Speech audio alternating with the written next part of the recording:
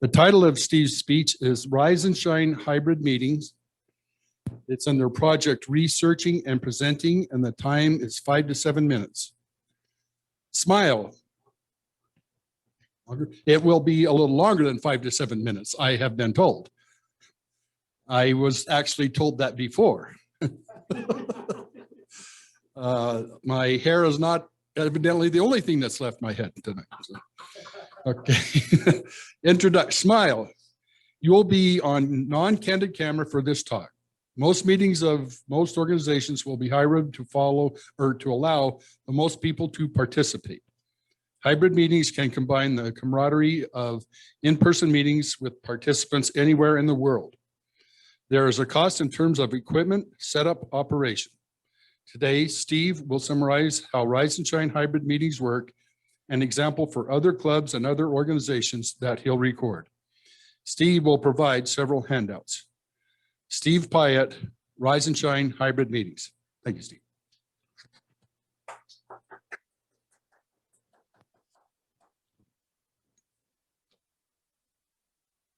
As we come out of COVID, aren't we all looking forward to things being better than before the virus? And I do mean better. Most organizations pre-virus, we met in person. Occasionally you might come across an organization or a meeting, someone would video in. Then we all got forced into all-time, all-video meetings. But we knew it was temporary. Now, every organization I'm in meets partly in place, in person, on site, and partly online, Room or Zoom. If we do it right, we'll have all the advantages of in-person meetings that we had before, and the power of bringing people in from Arizona, from Nevada, Colorado, any place we wish. But we're greedy, aren't we? We want all those advantages with no pain, no difficulties. All gain, no pain. Anyone think we can pull that off? What I'm going to talk about tonight are some of the ways to minimize the pain part of that story. So when we were all on Zoom, we often had laptops with built-in cameras and microphones. Can you do that as you start moving away from the laptop? F1. My assistant here, Shane, will shift scenes in a way so quickly that you can't do it in Zoom. So now we're in. No, fine. So we have right now the laptop, but note what happened. You're hearing me through the laptop microphone. As I step away from the laptop, you can't hear me quite as well. You sure can't see me. And there's all this weird stuff around me. So as you start having more people around a computer, it might work in a conference room setup, but it doesn't work when you start having meeting rooms that are 15, 20, 30 feet wide. F2. Instead, you need other setups. And I'll talk about how this room is set up. Jackson High Club that meets Friday noon, we're moving toward a very similar setup there. And it's one of the ways to adapt the technology that we can all get our hands on to a situation where it's not a conference room, but instead there's separate audience and speaker parts of the room.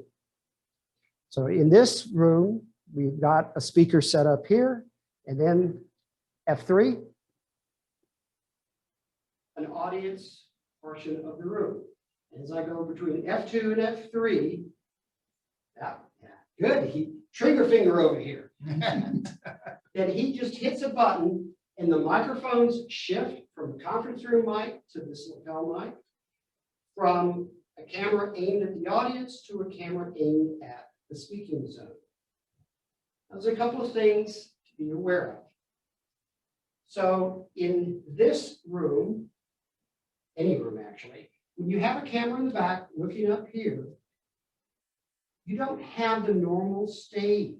You have to be careful of where in the room you can be and not get outside the camera. Or in the case of people that are tall like Shane, get so close to the camera that their heads cut off. I don't seem to have this problem. Shortness does have its advantages. So in this room, there's two blue lines now marking how far you can go left and right and still stay within this camera's zone.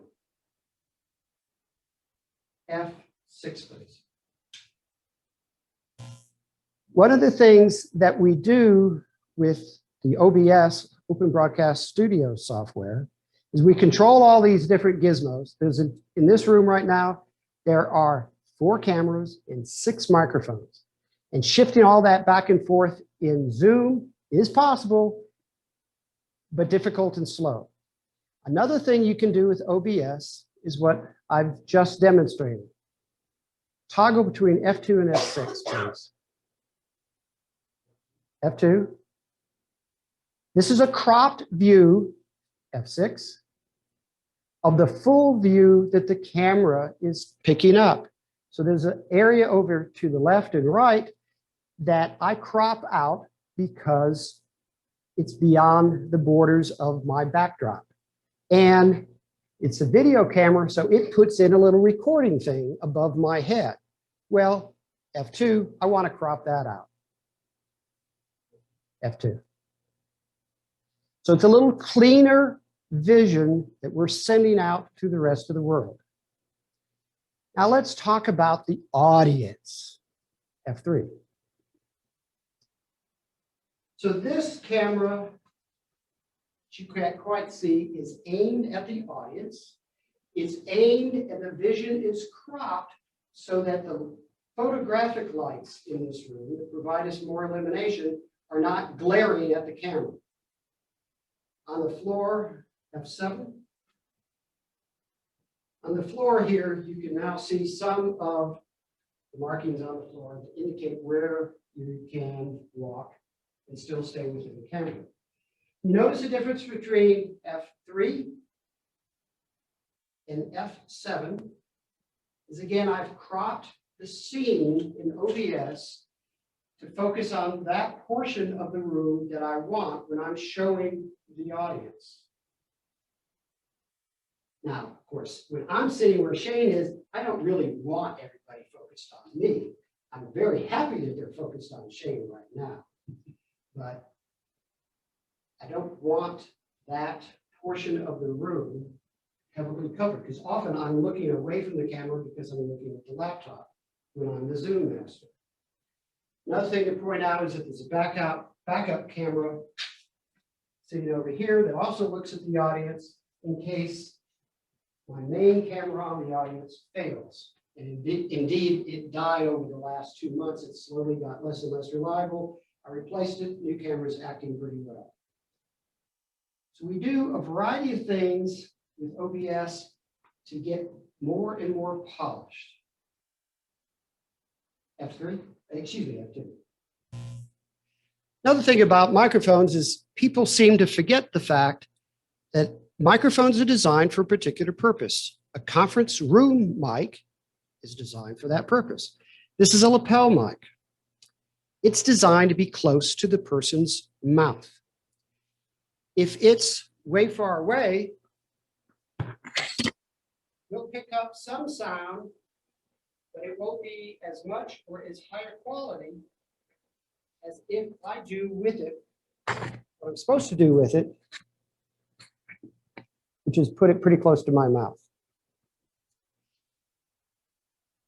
Now, before the virus, Toastmasters and other organizations, we had decades of practicing and polishing all the niceties of running the meetings. And we can just now start to see some of what to do in a hybrid meeting. And I'll give you an example. When we're coming up to the speaking area now. In addition to shaking hands, we shake hands with the right. I suggest, I picked this up on the internet, we pass off the lapel mic with the left hand. We have a two-hand handoff. I don't know if I'm coordinated enough to pull it off, but it's something to try, because in the coming weeks, months, years, we're all going to be practicing how to deal with hybrid meetings. This setup that's in this room has evolved over at least a half year. Same thing at Jackson High that meets at Leo's restaurant. I think most organizations are going to be evolving what works, find a new equipment, find new software, and we'll keep testing and adapting as Toastmasters have always done. So let's keep the discussions going, keep the testing going, keep the adaptations going. And that will let us get all that gain with just a little bit of pain. It can be done. And I hope my fellow Toastmasters and guests enjoy the journey that we have started toward finding the best ways of doing hybrid meetings to get all the gain with as little pain as we can get away with. Mr. Toastmaster.